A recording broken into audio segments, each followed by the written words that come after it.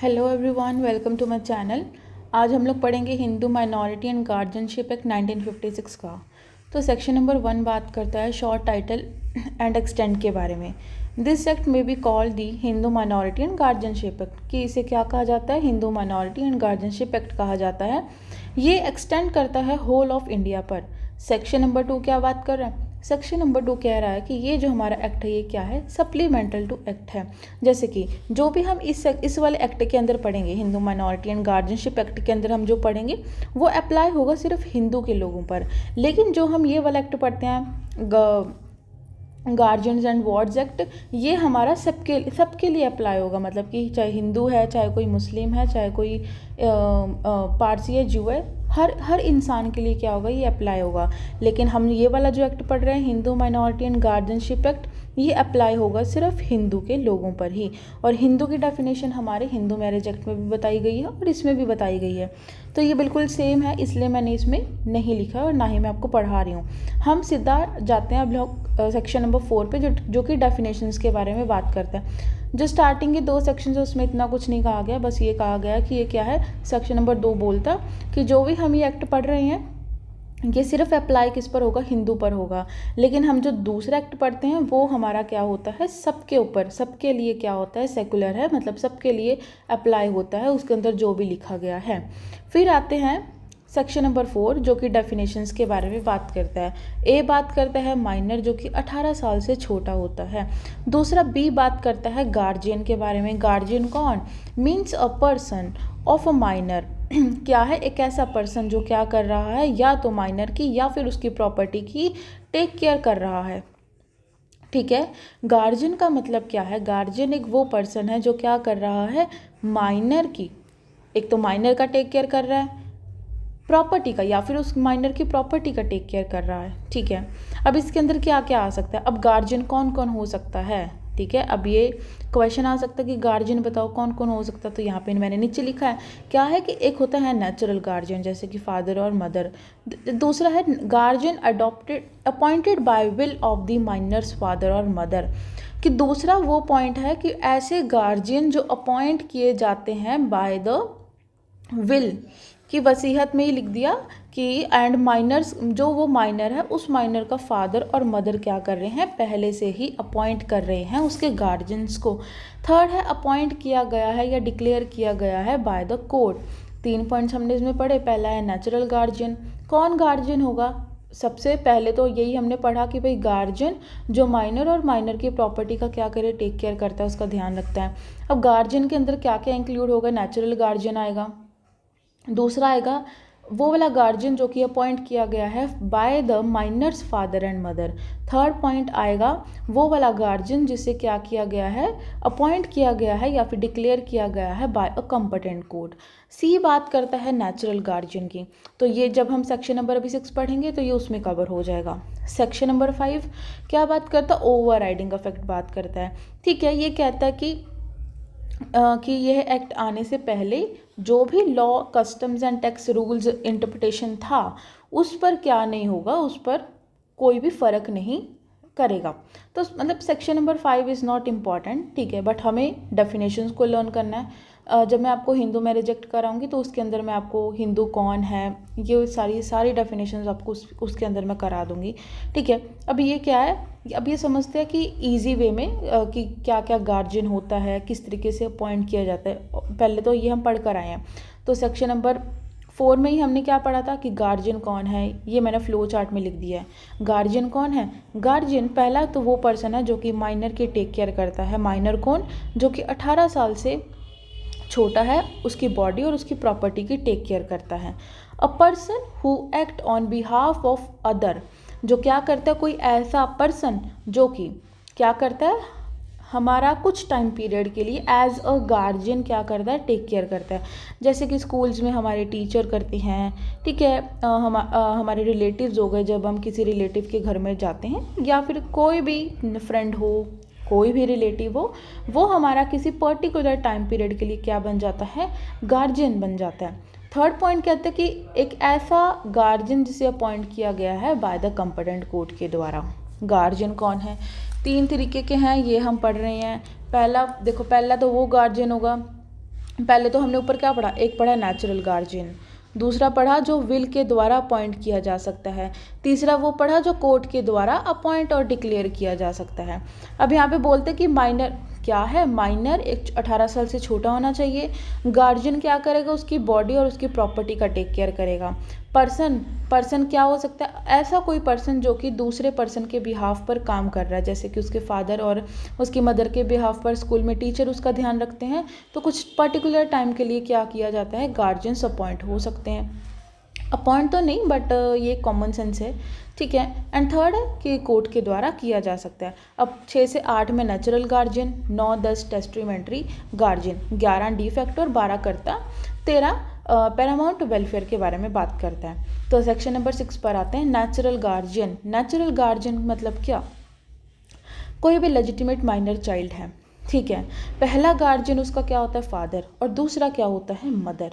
लेकिन अगर 5 साल तक का बच्चा है या 5 साल से छोटा बच्चा है तो कस्टडी किसके पास जाती है, मदर के पास जाती है, बिल्कुल कॉमन सेंस है।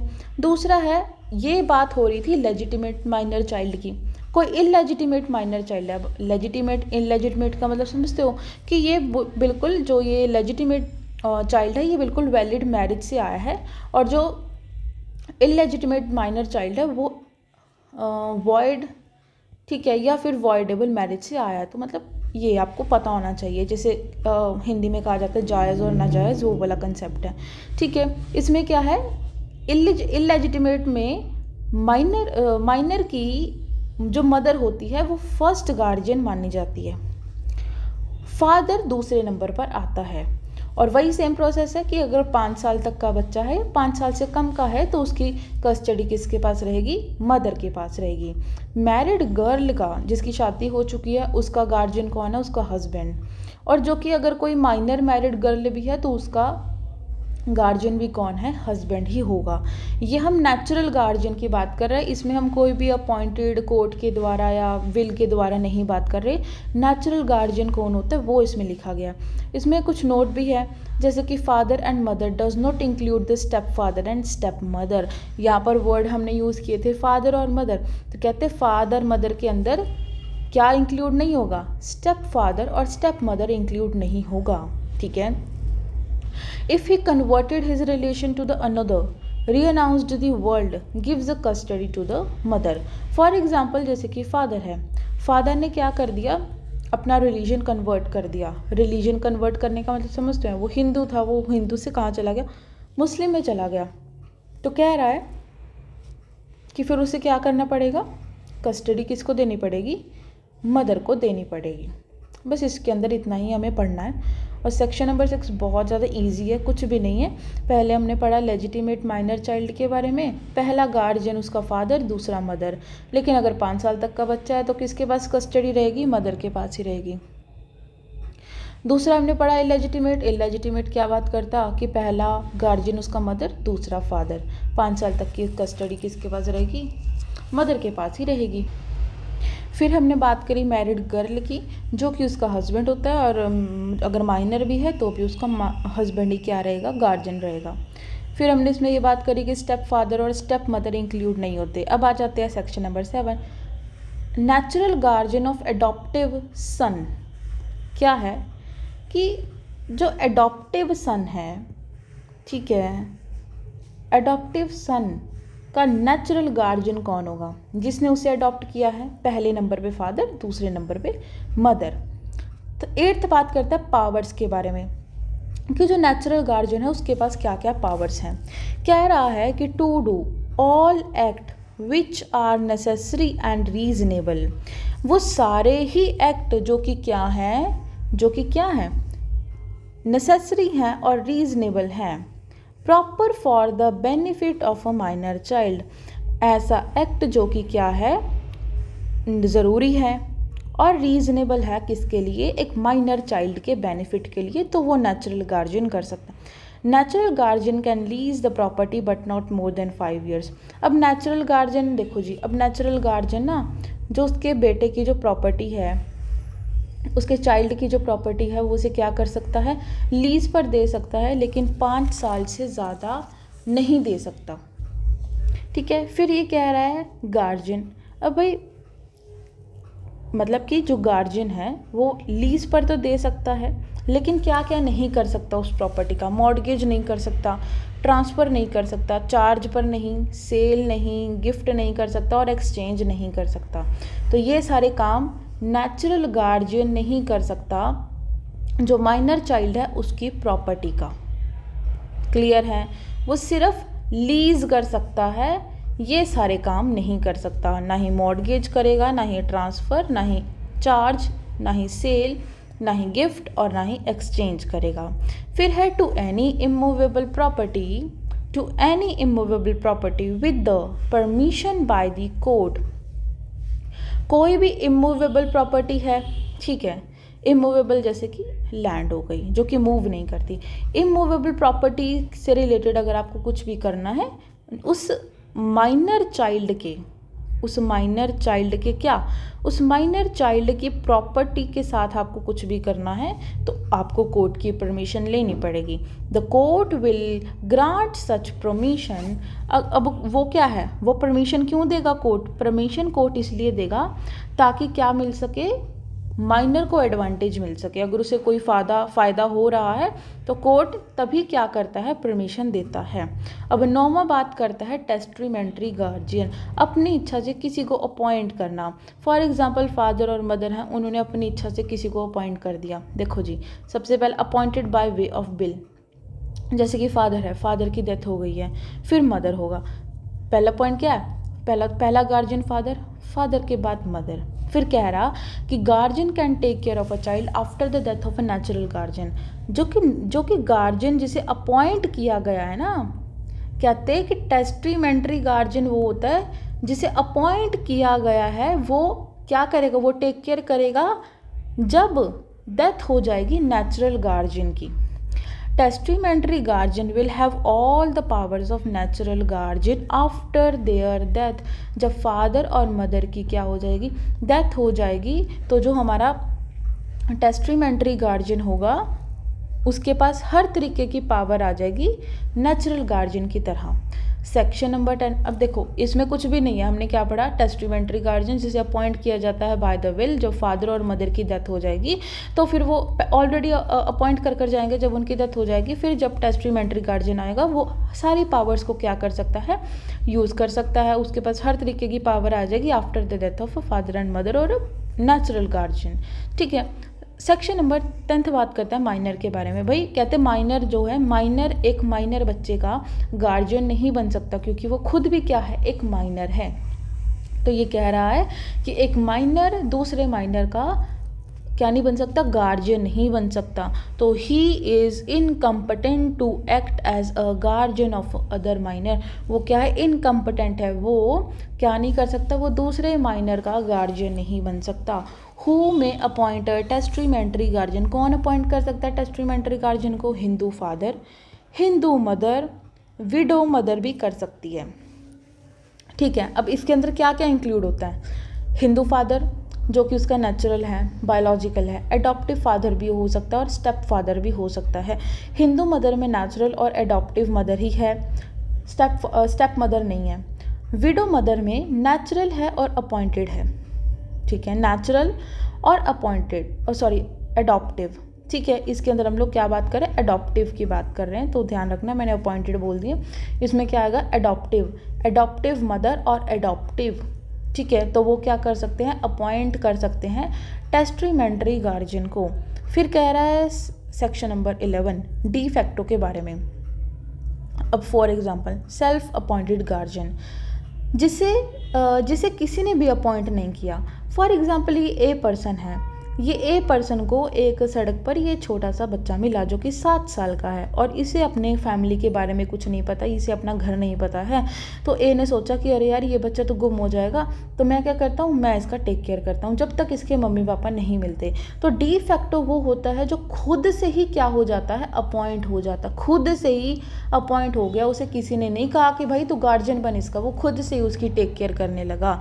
ठीक है, लेकिन ये जो डी फैक्टो होता है इसका माइनर की प्रॉपर्टी पर कोई भी अधिकार नहीं होता, क्योंकि ये क्या होता है, क्यों नहीं होता, क्योंकि ये सेल्फ अपॉइंटेड गार्जियन होता है।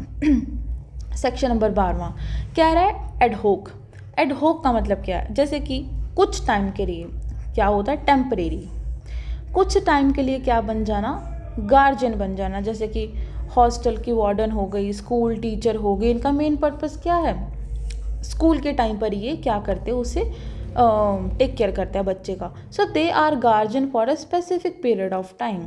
ये वो वाले गार्जियन हैं जो क्या करते हैं, एक स्पेसिफिक पीरियड ऑफ टाइम के लिए ही गार्जियन रहते हैं, फॉर एनी पर्पस।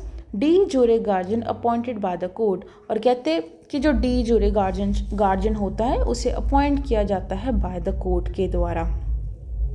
ठीक है। अभी बात कर रहा है टेस्टिमेंट्री गार्जियन के बारे में। ये वाला पॉइंट आपको लर्न करना है। उसके बाद हमारा आता है टेस्टिमेंट्री गार्जियन। भाई टेस्टिमेंट्री गार्जियन क्या है, डिस्क्वालीफाई। कब डिस्क्वालीफाई हो जाएगा वो डिस्क्वालीफाई हो जाएगा अगर वो क्या करता है, बच्चे के साथ गलत ट्रीटमेंट करता है, गलत ट्रीटमेंट, उसे मारता है या कुछ ऐसा वैसा करता है, या फिर वो डिस्क्वालीफाई हो जाएगा अगर वो अपनी ड्यूटीज़ को परफॉर्म नहीं करता है या नहीं कर पाता है। ठीक है, अगर वो अपना क्या करता है, अगर वो अपना ट्रस्ट तोड़ देता है, मतलब दूसरों के सामने उसका ट्रस्ट ख़त्म हो जाता है, अगर वो अपना रिलीजन को कन्वर्ट कर लेता है, if he act against the Hindu minority guardianship act के प्रोविजंस। कहते कि इस एक्ट के अंदर जो प्रोविजंस बताए गए, अगर वो इंसान उसके खिलाफ जाकर कोई एक्ट करता है तो वो डिस्क्वालीफाई।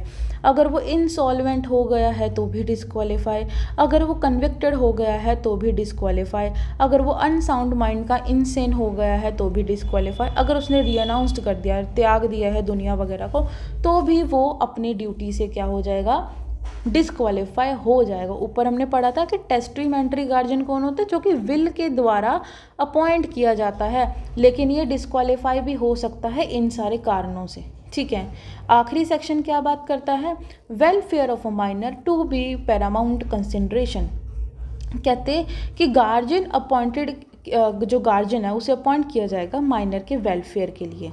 ठीक है, हमेशा जब भी किसी भी बच्चे के लिए गार्जियन को अपॉइंट किया जाएगा ना कोर्ट के द्वारा, तो वो हमेशा उस बच्चे के वेलफेयर के लिए किया जाएगा, उसमें किसी दूसरे पर्सन का क्या फ़ायदा नहीं होना चाहिए। ठीक है, बाय द कोर्ट इसमें लिखा है, बाय द कोर्ट। ठीक है, सो ये इतना ही था हमारा। 13 सेक्शंस थे इसके अंदर, बहुत इजी है, मैंने बहुत इजी वे में लिखा है। ठीक है, लेकिन बेरक में थोड़ा आपको मुश्किल लगेगा, बट अगर दोबारा से एक बार पढ़ लोगे तो बहुत आसान रहेगा। ठीक है, इसमें इन वाले पॉइंट्स को ज़्यादा एक्सप्लेन करने की ज़रूरत नहीं है कि इस वाले को और इस वाले को। ठीक है, इतना पता होना चाहिए कि वो कब अपना डिस्क्वालीफाई हो सकता है, और इसमें और कुछ नहीं है इम्पॉर्टेंट। मैं बता देती हूँ, इसमें नेचुरल गार्जियन बहुत इंपॉर्टेंट है, पावर्स बहुत इंपॉर्टेंट है, और टेस्टामेंट्री गार्जियन बहुत इंपॉर्टेंट है। ये तीन क्वेश्चंस बनकर आते हैं। ठीक है, बाकी इसमें और तो कुछ नहीं पूछा जाता।